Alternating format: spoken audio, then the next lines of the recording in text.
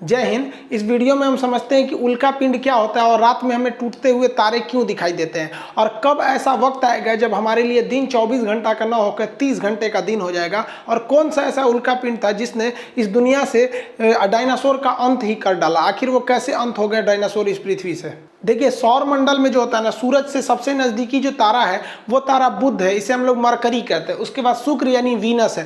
Third number पे हम आते हैं अर्थ यानी पृथ्वी। इसके बाद मंगल आता है। मंगल के बाद बृहस्पति। मंगल और बृहस्पति के दोनों के ऑर्बिट के बीच, इनके कक्षाओं के बीच ग्रहों के छोटे छोटे टुकड़े हैं सब। इन टुकड़ों को हम क्षुद्र ग्रह या एस्टेरॉइड कहते हैं। ये सौर मंडल पे बहुत ज़्यादा इफेक्ट डालते हैं ये एस्टेरॉइड भी सूर्य का चक्कर लगाते हैं, लेकिन कभी कभी क्या होता है, ये आपस में टकरा जाते हैं। आपस में टकराने से इनका डायरेक्शन बदल जाता है और मंगल इन्हें अपनी ओर खींच लेता है, इन्हें आकर्षित कर लेता है मंगल अपनी ओर गुरुत्वाकर्षण के कारण।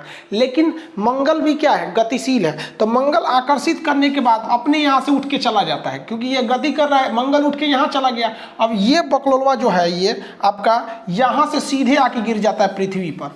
तो ये जो क्षुद्र ग्रह जो मंगल और बृहस्पति की कक्षा में था, आपस में टकराने और दिशा भटकने और साथ ही साथ मंगल के गुरुत्वाकर्षण द्वारा खींच लेने के कारण ये कहाँ चलाता है, इस डायरेक्शन में, और पृथ्वी इसे अपनी ओर खींच लेती है। तो इसे कहते हैं हम लोग उल्का पिंड। अगर ये पृथ्वी पे गिर गया ना तो किसी की जान ले लेगा, और ये हमेशा गिरते रहते हैं, पर डे ये गिरते रहते हैं पृथ्वी पर। पता चला हमारे ऊपर ही गिर गया तो मर ही जाएगा आदमी, उतना भयानक दूर से गिरता है। तो इसके लिए हमारी रक्षा करने के लिए हमारे चारों ओर है वायुमंडल, एटमॉस्फियर है हमारे ऊपर। 640 किलोमीटर मोटी हवाओं की परत है। ये हमारे लिए एक सुरक्षा कवच का काम करता है। ये अगर नहीं रहता तो हम सब मर जाते हैं। जब कभी भी क्षुद्र ग्रह वायुमंडल में प्रवेश करता है तो इस पर हवाओं का फ्रिक्शन इतना ज्यादा लगता है, इतना ज्यादा, आप ऐसे ही अंदाजा लगाइए ना, खूब स्पीड ट्रेन चल रही है, उसमें से सर बाहर निकलिए, कितना हवाओं का दबाव लगेगा खूब स्पीड में। इसीलिए तो एरोप्लेन की खिड़की खुलती नहीं है, तो कोनो बाहर मुड़ी निकालेगा, फेंका जाएगा, इतना तेज घर्षण लगती है। बुलेट ट्रेन में से आप बाहर नहीं झांक सकते, इतनी स्पीड रहती है। और इन लोग की तो स्पीड हजारों किलोमीटर रहती है, जिस वजह से ये घर्षण होने लगता है और इसका टेम्परेचर हो जाता है 1500 से लेके 3000 डिग्री सेल्सियस, जिस कारण ये जलने लगते हैं। और ये जलते हुए टुकड़े को हम कहते हैं उल्का। ये जल के ऊपर ही खत्म हो जाते हैं। लेकिन किसकी कुछ ऐसे उल्का होते हैं जिनका साइज बड़ा होता है और पूरी तरह जले बिना ही ये पृथ्वी पर आके धमाक से गिर जाते हैं, जिन्हें हम उल्का पिंड कहते हैं। ये जब पृथ्वी के वायुमंडल में एंट्री करते हैं तो पूरी तरह से जलने लगते हैं। ये जहां गिरते हैं वहां भीषण तबाही लेके चले आते हैं। तो ये बहुत ज़्यादा जरूरी है। अब जब कभी ये ज़्यादा मात्रा में गिरने लगते हैं, बहुत सारे टुकड़े हैं सब बहुत ज़्यादा एक साथ एकदम ग्रुप बाय ग्रुप जब ये गिरने लगते हैं तो इन्हें हम लोग कहते हैं लाइट शावर। लाइट शावर से क्या होता है, बहुत सारी रोशनी होने लगती है। ऐसी घटना अगस्त 2017 में हुई थी, जब भारत में चोटी कटुआ का हल्ला हुआ था कि कोई आ रहा है महिलाओं का चोटी काट के चला जा रहा है। उसी समय एक और हल्ला हुआ था कि अगस्त के महीने में एक ऐसा दिन आएगा 11 अगस्त जब रात ही नहीं होगा। ऐसा नहीं था, रात होता, लेकिन उस समय घटना क्या होने वाली थी, लाइट शावर होने वाली थी। ये बहुत सारे छोटे छोटे उल्का पिंड गिरने वाले थे और जब वो जलने लगते थे एक रोशनी होता, बहुत बड़ा रोशनी नहीं होता, लेकिन उसे लाइट शावर कहते थे। और इसे व्हाट्सएप पर ऐसा फैलाया गया जैसे लग रहा था कि रात ही नहीं होगा। रात हुई थी, बस हल्का सा रोशनी हुआ था। अफ्रीका के साइड में ये घटना देखने को मिली थी। जैसे ये वायुमंडल में प्रवेश करते हैं तो ये जलते हुए दिखाई देते हैं, जिन्हें हम टूटता हुआ तारा कहते हैं। ये देख रहे हैं ना, ऐसे गिरता है यहाँ पे, रात में आप भी देखे होंगे टूटता हुआ तारा, ये उल्का रहता है। इसे शूटिंग स्टार के नाम से जाना जाता है। आप रात के समय इस तरह से शूटिंग स्टार टूटता हुआ तारा देखे होंगे। लोग कहते हैं इसको देख के मन्नत मांगिए ना तो कुछ पूरा हो जाता है। स्टूडेंट लाइफ में लड़का सब मन्नत कौन सी मांगता है सर, कि भगवान बड़ी दिन से पीछे पड़े होकर ये बेरी फंसा दीजिए। अरे लोल कहीं का ऐसा मन्नत मांगता है सर। इस टूटल तारा थोड़ी है, ये तो क्षुद्र ग्रह जो घर्षण से क्या हो रहा है, गिर रहा है। लेकिन जब कभी ये पूरी तरह जले बिना अब पूरी भड़ाक से पृथ्वी पे गिर जाता है तो उसे हम लोग कहते हैं उल्का पिंड। ये बिहार में मधेपुरा के पास गिरा था। ये देखिए, ये क्या है, उल्का पिंड है। इसे दे दिया गया था उल्का पिंड को। जब ये जल रहा है तो इसे कहते हैं उल्का। देखिए, जल रहा है तो इसे क्या कहेंगे, उल्का। और जल के जब ये पृथ्वी पर गिर जाता है तो उसे उल्का पिंड कहते हैं। यहाँ मेटर और यहाँ मेट्रॉइड के नाम से जाना जाता है। इसे बिहार के मुख्यमंत्री को भी सौंपा गया था, वो इसे म्यूजियम में रखवा दिए थे इस उल्का पिंड को। वर्तमान समय में जिस पृथ्वी पर हम रह रहे हैं उस पर कभी डायनासोरों का राज था। अगर वो नहीं मरते तो हमारे जीने के लायक पृथ्वी नहीं होती। तो आज पृथ्वी हमारे जीने के लायक है इसी उल्का पिंड के कारण है। इसका नाम था इजिप्टा। ये बहुत ही दूर से आ रहा था। ये इजिप्टा मंगल और बृहस्पति की कक्षा में था और आपस में टकराने से इसका डायरेक्शन बदला, मंगल खींच के आगे चला गया और ये सीधे आके गिरा था पृथ्वी के ऊपर। आप यहाँ देखेंगे तो ये उल्का पिंड आ रहा है, यहाँ पे गिरेगा तो इसके कई टुकड़े इधर हवा में बिखरेंगे और पूरे पृथ्वी पर ये भूचाल ला के रख देगा ये उल्का पिंड। ऐसी ही घटना हुई थी जब डायनासोर खत्म हुए थे, ये हवा में पूरा फैल गया था। ये आज से लगभग 6 करोड़ साल पहले ये इजिप्टा नामक इतना बड़ा उल्का पिंड गिरा और इसने पूरे पृथ्वी का स्वरूप ही बदल दिया। ये वर्तमान मैक्सिको के पास गिरा था। जो मैक्सिको जो देख रहे हैं यहाँ पर, ये मैक्सिको की खाड़ी के पास वर्तमान समय में गिरा था और पूरी तरह से तबाही ला दिया था। यह जैसे ये पृथ्वी पर गिरा इतना बड़ा था कि ये जल के खत्म ही नहीं हुआ। इसका लगभग 10 गुना, जितना दिख रहा है इससे 10 गुना बड़ा था, लेकिन कुछ भाग तो जल के खत्म हो गए थे। जैसे ये गिरा बहुत बड़ा धमाका हुआ। इतना बड़ा धमाका था कि यह धमाका लगभग 20 हाइड्रोजन बम के बराबर था। सोचिए, एटम बम नहीं, हाइड्रोजन बम के बराबर यह धमाका था। और इस धमाके के कारण पृथ्वी का जो ऊपरी परत था वो विस्फोट करके उड़ गया। अब आप बताइए, कोई बिल्डिंग उड़ती है तो उसके तो ईंट पत्थर पूरे स्टोन भी बिखर जाते हैं और इसके पत्थर वगैरह हवा में उड़ गए। और जब ये हवा में उड़े तो जब वापस आए तो वो इतनी स्पीड में आए, उसका टेम्परेचर इतना ज्यादा हो गया था कि जो उड़ने वाले डायनासोर थे उनको तो वो हवा में ही मार दिया। और यहाँ का टेम्परेचर हो गया 200 डिग्री सेल्सियस। और इस एरिया के जितने डायनासोर थे, यहाँ के एरिया के, वो सारे डायनासोर मारे गए। लेकिन ये तबाही का केवल एक ट्रेलर था, असली तबाही तो इसके बाद शुरू हुई। इतना भीषण धमाका के बाद लगभग 10 तीव्रता का पृथ्वी पर भूकंप आया दूसरे साइड में, और पृथ्वी के इतिहास में ये अब तक का सबसे भीषण भूकंप था। इतना भयानक भूकंप से पृथ्वी पर चहल पहल, जितनी भी बड़े बड़े जीव जंतु थे ये भूकंप के शिकार हुए और दब के मर गए। और आपको पता है, हम भूकंप चैप्टर भी पढ़ा दिए हैं। भूकंप जब समुद्र के पास आता है तो वो ले लेता है सुनामी का रूप, और ये समुद्र के पास ही आया हुआ था, मैक्सिको की खाड़ी में गिरा हुआ था, जिस वजह से यहाँ भीषण भूकंप के साथ साथ सुनामी भी आ गई। और सुनामी की लहरें जो आई, पूरे समुद्र का पानी उठा के ले आके पटक दी और भीषण भूकंप आया। जितने डायनासोर थे सारे के सारे डायनासोर मारे गए और पृथ्वी के अंदर का जितने ज्वालामुखी थे वो विस्फोट करके उसमें से जहरीली गैसें निकलने लगी, रेडिएशन निकलने लगा, जिस वजह से जितने जीव जंतु थे उस वक्त के मारे गए थे। सारे के सारे जीव जंतु इन सारी घटनाओं का शिकार होकर मर गए। जो बच गए थे बड़े जीव जंतु वो भूखमरी से मर गए, क्योंकि पृथ्वी पर अब खाने के लिए कुछ बचा ही नहीं था। बचे तो केवल छोटे जीव जंतु जैसे चूहे वगैरह, जो कहीं छुप के बैठ सकते थे, थोड़ा बहुत खा के जी सकते थे। और उसके बाद धीरे धीरे मानव का आगे विकास हुआ। जब ये इजिप्टा नामक उल्का पिंड मैक्सिको की खाड़ी के पास टकराया था तो पृथ्वी के टेक्टोनिक प्लेट में बहुत ज्यादा हलचल हुई थी और अफ्रीका के पूर्वी भाग में एक पर्वत का निर्माण हो गया, ऐसे टकराने की वजह से, झटका की वजह से। जैसे आपका घर, एक घर दूसरे घर पे गिरेगा तो कहीं से एक तो दीवार निकल जाएगा, कहीं से कुछ हो जाएगा, वैसे यहाँ पर एक बहुत बड़ा पर्वत का निर्माण हो गया, जिसकी मैं अभी इसी के एरिया पे आपका किलिमंजारो है और ये रिफ्ट वैली है। अब इस पर्वत के निर्माण ने पृथ्वी की सामूहिक संरचना को बदल दिया, क्योंकि पृथ्वी जो घूमती है वो पश्चिम से पूरब डायरेक्शन में घूमती है। ये पश्चिम से पूरब डायरेक्शन में घूमती है, जिस वजह से बारिश लाने वाली ज्यादातर हवाएं जो हैं वो आपके इधर डायरेक्शन से आ रही थी यहाँ पर। और ये पर्वत जो थी बारिश लाने वाली हवाओं को रोक दिया, जिस वजह से मानसून नहीं आ पाया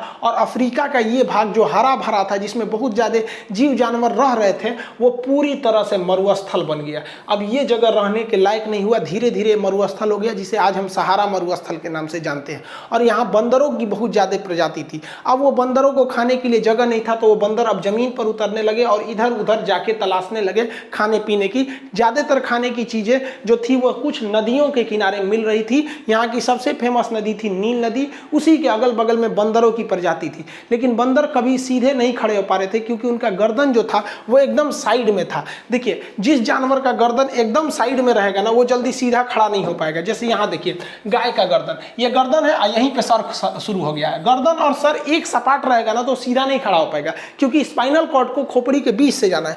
कुत्ता का देखिए, गर्दन और सर एक साथ में है। पहले मानव का भी एक ही साथ था। यहाँ देखिए, धीरे धीरे मानव का गर्दन धंसने लगा, और जब ये मानव का गर्दन धंसने लगा तो ये मानव सीधा खड़ा होने लगा, क्योंकि गर्दन हमारे बीच में में होना चाहिए, तभी सीधा खड़ा हो सकते हैं। अगर गर्दन साइड में रहेगा ना तो हम सीधा नहीं खड़ा हो पाएंगे, और जिनका गर्दन बीच में रहता है वही सीधे खड़े हो पाते हैं। इसीलिए हम लोग को तकिया लगाने की जरूरत पड़ती है। तो मानव धीरे धीरे खड़ा होना चालू हो गया। इसीलिए अफ्रीका महाद्वीप को मानव जाति का पालना कहा जाता है। ये क्वेश्चन पूछा हुआ है कि क्रेडल ऑफ द मैनकाइंड, यानी मानव जाति का झूला यानी पालना किसे कहते हैं, तो अफ्रीका को कहते हैं, क्योंकि यहीं से मानव की प्रजाति की शुरुआत हुई थी। बंदर कपी से हम लोग आज जाके हम लोग होमोसेपियन यानी मानव का वर्तमान रूप लिए हैं। लेकिन अपने टॉपिक पर चलते हैं, उल्का पिंड पर। इन उल्का पिंडों ने तो पूरे पृथ्वी से डायनासोर का सफाया कर दिया था। लेकिन ऐसा नहीं है कि ये उल्का पिंड केवल पृथ्वी पर असर डालते हैं, अन्य ग्रहों पर भी असर डालते हैं। तो इन उल्का पिंड का थोड़ा अन्य ग्रहों पर देखते हैं क्या प्रभाव पड़ता है। देखिए, जो क्षुद्र ग्रह थे वो मंगल और बृहस्पति की कक्षा में तो घूम रहे थे, इनके आने का भी दो डायरेक्शन होता है। पृथ्वी के ये घूमने का डायरेक्शन है, पृथ्वी ऐसे घूमती है। अगर ये पृथ्वी के घूमने के डायरेक्शन में आ रहे हैं, यानी जिधर पृथ्वी घूम रही है उसी डायरेक्शन में आ रहे हैं, तो इन्हें मेटियोर यानी उल्का कहा जाता है। अब चूंकि ये पृथ्वी के डायरेक्शन में घूम रहे हैं, नदी के बहाव में चलेंगे तो आपका स्पीड ज्यादा रहेगा, इस वजह से इनका स्पीड भयानक रहता है। 72 किलोमीटर प्रति सेकंड की रफ्तार से ये पृथ्वी के वायुमंडल में घुसते हैं और जलने लगते हैं। तो याद रखिएगा, उल्का उसी को कहेंगे कि वैसा ही क्षुद्र ग्रह जो पृथ्वी के डायरेक्शन में एंट्री मारा है उसी को ही उल्का कहेंगे, और इसकी स्पीड बहुत तेज होती है। देखिए, वैसा क्षुद्र ग्रह जो आया तो है यहीं से, लेकिन ये पृथ्वी के डायरेक्शन के विपरीत दिशा में, देखिए ये ऐसे आ रहा है तो ये पृथ्वी के विपरीत दिशा में एंट्री मार रहा है। तो जो पृथ्वी के विपरीत दिशा में एंट्री मारता है उसे हम लोग उल्का नहीं कहते, उसे हम लोग कहते हैं बोलाइट। और बोलाइट का स्पीड कम हो जाता है क्योंकि ये अपोजिट डायरेक्शन से एंट्री मारा है। अब आप वीडियो को रोकिए और आंसर दीजिए कि ज्यादा चमकीला कौन दिखेगा, क्योंकि जैसे एंट्री मारेगा हवाओं के घर्षण से ये जलने लगेगा। ज्यादा चमकीला उल्का दिखेगा कि ज्यादा चमकीला बोलाइट दिखेगा।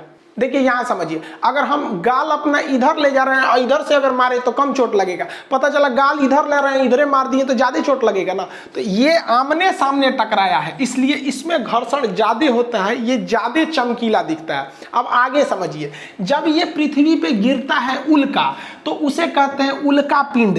जब कभी भी उल्का गिरेगा तो इसे कहेंगे उल्का पिंड, मेटेरॉइड कहते हैं। लेकिन जब कभी भी ये बोलाइट पूरी तरह से जले बिना पृथ्वी पे गिर जाएगा तो इसे उल्का पिंड ना कह के इसे टेक्टाइट कहते हैं। इसे क्या कहते हैं? टेक्टाइट। तो ये यहां पर है, जब यह यहां पर है तो क्षुद्र ग्रह कहलाएगा। जब ये हवा में है और पृथ्वी के डायरेक्शन में है तो घूमने के डायरेक्शन में तो उल्का, और इधर में डायरेक्शन उल्टा है तो बोलाइट कहलाएगा। लेकिन अगर उल्का गिरा तो उल्का पिंड और बोलाइट गिरा तो टेक्टाइट कहलाएगा। लेकिन ये जहां गिरेगा, चाहे उस डायरेक्शन में गिरे चाहे इस डायरेक्शन में गिरे, वहां एगो इतने बड़का भोंका कर देगा, गड़हा कर देगा। तो गड़हा को हम लोग क्या कहते हैं? क्रेटर। तो गड़हा which is made by the asteroid on the earth is known as the crater. तो ऐसा गड़हा जो किसके द्वारा बना है? एस्टेरॉइड द्वारा बना है, उसे क्या कहते हैं? क्रेटर। अब वो चाहे इस डायरेक्शन से उल्का से बने चाहे वो बोलाइट से बने, वो क्या कहलाएगा? क्रेटर कहलाएगा। ये अंतर समझिएगा, जब आप मेंस पेपर लिखिएगा तो पूरा आंसर देना पड़ेगा। ऐसा नहीं कि केवल उल्का लिख के आ जाइएगा, सोचिएगा कि नंबर पूरा मिलेगा हमको। अब ये बोलाइट टेक्टाइट तो अंतर समझ में आ गया ना। उल्का गिरा तो उल्का पिंड, बोलाइट गिरा तो टेक्टाइट। उल्का का स्पीड ज्यादा क्योंकि सेम डायरेक्शन में लेकिन चमक कम, बोलाइट का स्पीड कम क्योंकि अपोजिट डायरेक्शन में लेकिन चमक ज्यादा। ये दोनों गिरेंगे तो गड्ढा करेंगे, ऐसे गड्ढे को हम क्या कहते हैं? क्रेटर कहते हैं। और ऐसे क्रेटर में जब पानी भर जाता है तो झील बन जाता है, तो ऐसे झील को हम क्रेटर झील कहते हैं। जैसे देखिए, ये जो एक गड्ढा है तो ये गड्ढा है तो ये क्या कहलाएगा? क्रेटर। लेकिन ये भी गड्ढा ही है और ये उल्का पिंड के गिरने से ही बना है, लेकिन इसमें पानी भर गया इसलिए इसे हम कहेंगे क्रेटर झील। भारत में ऐसा ही एक क्रेटर झील एमएच यानी महाराष्ट्र में है जिसका नाम है लोनार झील। ये बहुत बड़ा झील है, इतना बड़ा है कि देखिए ना यहाँ शहर बसा हुआ है, इतना में शहर है इतना में झील है। बहुत बड़ा झील का निर्माण किया है ये लोनार झील। अभी ये मई के महीने में लोनार झील का पानी सफेद लाल हो गया था प्रदूषण की वजह से, क्लाइमेट चेंज की वजह से। उस पर वीडियो बनाए हुए थे। ये अमेरिका का एक एरिजोना राज्य है, तो एरिजोना में एक बहुत बड़ा क्रेटर है लेकिन उसमें पानी नहीं है। है तो इसे केवल क्रेटर कहेंगे, इसमें पानी भर गया तो क्रेटर झील कहेंगे।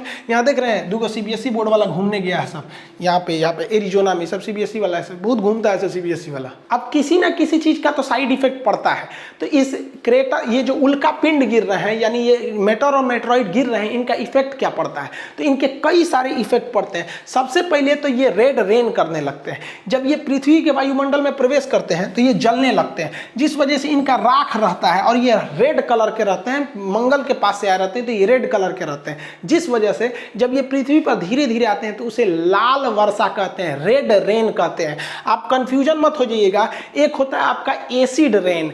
एसिड रेन कब कहते हैं? कि जब प्रदूषण ज़्यादा हो और धूल कण ज़्यादा हो जाता है तो हवा में वो धूल कण मिल जाते हैं, जब बारिश होता है तो वो धूल कण साथ में आने लगते हैं, तो वर्षा का जल जो होता है 7 pH का न होकर उस प्रदूषण के कारण 5 या 5.5 pH का हो जाता है, तो इसे कहते हैं एसिड रेन। समझ में आ गया कि नहीं? तो अब वर्षा का जल शुद्ध नहीं रह गया, अब अशुद्ध जल यानी डिस्टिल्ड वाटर शुद्ध रह गया, क्योंकि हवा में इतनी गंदगी है। तो गंदगी के कारण हवा का जो pH मान घट जाता है, जिस वजह से वो एसिड लगने लगता है हल्का सा, तो उसे क्या कहते हैं? एसिड रेन कहते हैं। जबकि इटली में एक बारिश होती है जिसे हम लोग ब्लड रेन कहते हैं, रक्त वर्षा। देखिए इटली, यहाँ सहारा मरुस्थल है, सहारा मरुस्थल से हवाएं चलती हैं ना, तो उसमें बालू की मात्रा आ जाती है, और जब ये भूमध्य सागर को पार करके इटली में बरसती है तो बारिश में से बालू भी बरसता है, तो दूर से लगता है लाल रंग का खून बरस रहा है, इसलिए उसे रेड रेन कहते हैं।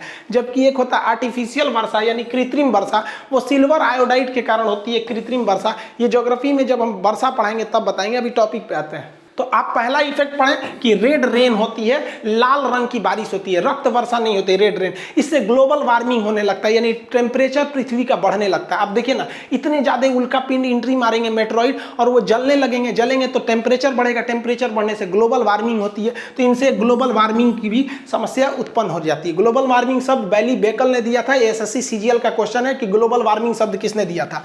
अगला, ये जब पृथ्वी पर एंट्री मारते हैं तो जलने के बाद इनका राख पृथ्वी पर रह जाता है, और अगर ये नहीं जले, उल्का पिंड बन के पृथ्वी पर धमाक से गिर गए, तो भी पृथ्वी का मास जो है वो द्रव्यमान बढ़ जाता है। और पृथ्वी का मास बढ़ रहा है, और किसी चीज का जब मास बढ़ता है तो उसकी ग्रेविटेशन पावर बढ़ने लगती है, तो पृथ्वी का गुरुत्वाकर्षण पहले की तुलना में अब ज्यादा बढ़ रहा है, क्योंकि उसकी मास बढ़ रहा है। किसके वजह से? उल्का पिंड के वजह से। और अगला इफेक्ट क्या पड़ता है? अगर कोई चीज घूम रही है, जैसे हम ऐसे ऐसे घूम रहे हैं तो घूर्णन कर रहे हैं, तो हमारे ऊपर बोझा लाद दीजिएगा ना, 4-5 किलो का सामान लाद दीजिएगा तो हमारी स्पीड घट जाती है। तो ये एक्स्ट्रा बोझ ही तो है जो पृथ्वी पर आके गिर रहा है, जिस वजह से पृथ्वी की जो घूमने की रफ्तार है वो घटते जा रही है। क्या हो रही है? घट रही है। तो आज से लगभग 900 मिलियन पहले पृथ्वी बहुत तेज घूमती थी, तो 18 घंटे का ही दिन होता था। अभी थोड़ा लुसुर लुसुर घूम रही है, तो लुसुर लुसुर घूमने से दिन अभी 24 घंटा का हो गया है। हम तो चाहते हैं कि इतना न धीमा घूमे पृथ्वी कि दिन 30 घंटे का हो जाए, लेकिन 900 मिलियन के बाद ये दिन 30 घंटे का होगा। 30 घंटे का हो जाता है कितना बढ़िया रहता है, 6 घंटा में काम कर लेते, बाकी 24 घंटा में अपना एप्लीकेशन पे पढ़ाओ, यूट्यूब पे पढ़ाओ, कहीं पढ़ाओ, समझे? दिने छोटा हो जाता है। तो आने वाले 900 मिलियन साल बाद पृथ्वी पर इतना उल्का पिंड गिरेगा कि एकदम ये लुसरा हो जाएगी, लुसुर लुसुर समझते हैं, लेजी, और इतना धीमा हो जाएगा कि 30 घंटे का क्या होगा? एक दिन होगा। जल्दी हो इसका काम। आपको पता है कि पृथ्वी झुकी हुई है, तो इसका अगला इफेक्ट ना इसके झुकाव पे पड़ता है। कोई चीज झुका है, ओके, और ला दिए ऐसे, और ला दिए ऐसे ऐसे, तो और झुक जाएगा। तो आज से लगभग मतलब कई 41 या 42 हजार साल पहले पृथ्वी महज 21 डिग्री पर झुकी हुई थी, लेकिन ये उल्का पिंड धबाक धबाक धबाक गिर गिर के इसको 23.5 डिग्री पर झुका दी है। और एक्यूरेट में अब जो पृथ्वी है वो 23.5 नहीं बल्कि 24 डिग्री के करीब पहुंच चुकी है। इसका मैग्नेटिक पोल भी खिसक रहा है। तो अब दोबारा अगर गणना होगा ना, जिस तरह से हिमालय 8848 से माउंट एवरेस्ट की ऊंचाई 8850 हो गया ना, वैसे अब पृथ्वी लगभग 24 डिग्री पर इंक्लाइंड कर रही है इसी उल्का पिंडों के वजह से। और लास्ट तो आपको पता ही है कि इस पे क्या होता है, क्रेटर बन जाते हैं, गड्ढा बन जाता है, जहां गिरेगा वहां क्या हो जाता है, गड्ढे का निर्माण कर देते हैं। अब आगे समझते हैं। देखिए ऐसा नहीं है कि उल्का पिंड का असर केवल यहां पड़ेगा, कुछ उल्का पिंड तो मंगल पर भी गिरते हैं, तो वहां कोई रहता ही नहीं, कौन देखने जा रहा है, तो कंफर्म मंगल पर भी गड्ढे होंगे सब। इसके अलावा ऐसा भी तो हो सकता है कि ये टकराने से ये क्षुद्र ग्रह का डायरेक्शन बदले और मंगल आगे चला जाए, पृथ्वी भी आगे चला जाए,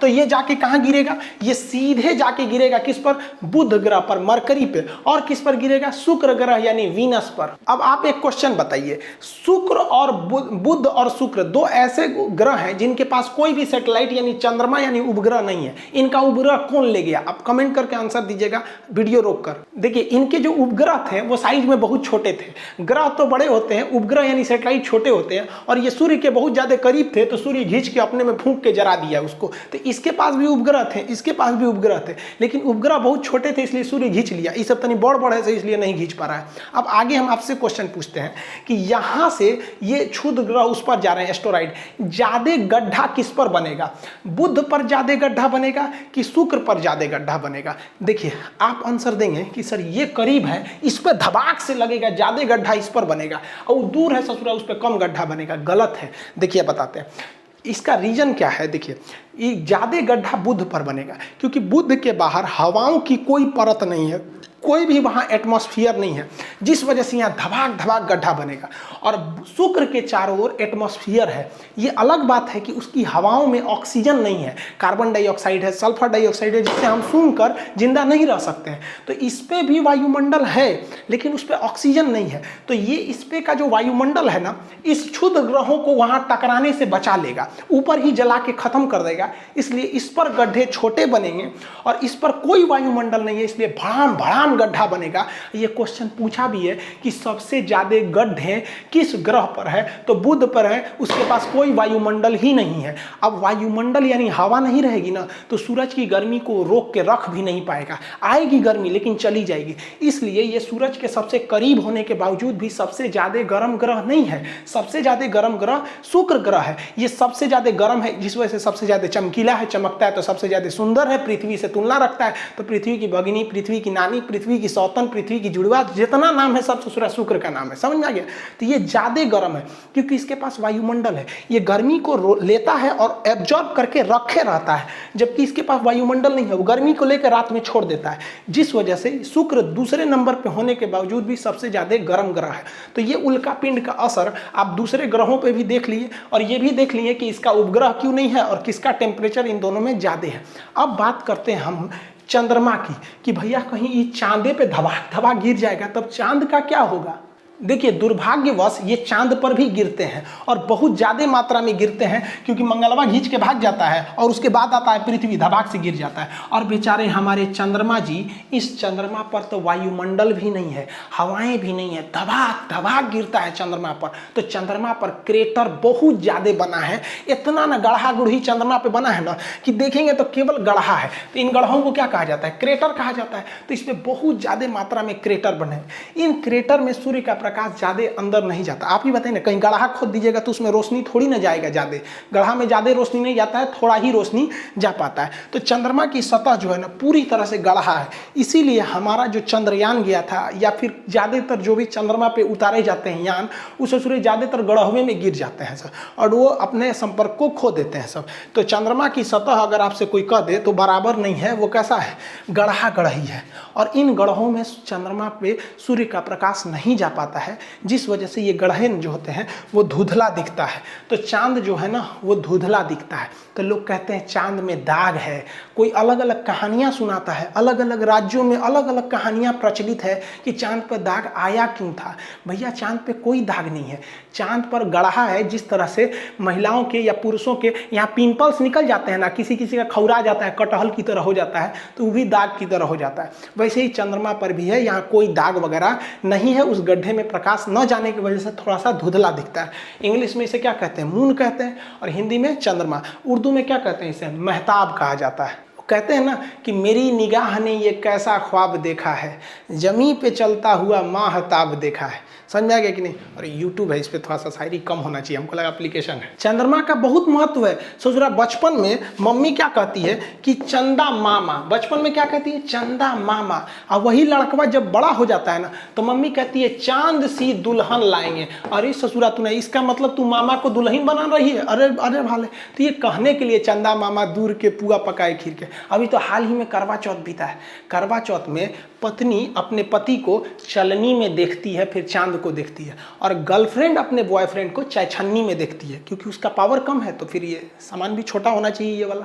आई होप आप इसको समझ गए होंगे। चंद्रमा की जो फेजेज होती हैं, कलाएं, कि चंद्रमा कभी आधा दिखता है, कभी पूरा दिखता है, कभी पूरा फुल वोल्टेज में दिखता है, ये सब चीज़ें ये तो हम एप्लीकेशन में आपको पढ़ा ही दिए। आपको एप्लीकेशन में हम चंद्रमा के प्रकार भी बता दिए थे कि न्यू मून क्या है, फुल मून क्या है, सुपर मून क्या है, और ब्लू मून तक पढ़ा दिए थे। अब आपको एप्लीकेशन पे बचा हुआ था रेड मून पढ़ाना। अब ये रेड मून आपको एप्लीकेशन पे मंडे के दिन में पढ़ा देंगे। दो सूचना सुनिए। देखिए, ज्योग्राफी का एडमिशन क्लोज कर दिया गया था, लेकिन बहुत सारे लड़के छूट गए थे, और क्लास लेते समय एप्लीकेशन पे सब यही कहता है, सब सर एडमिशन थोड़ा ओपन कर लीजिए।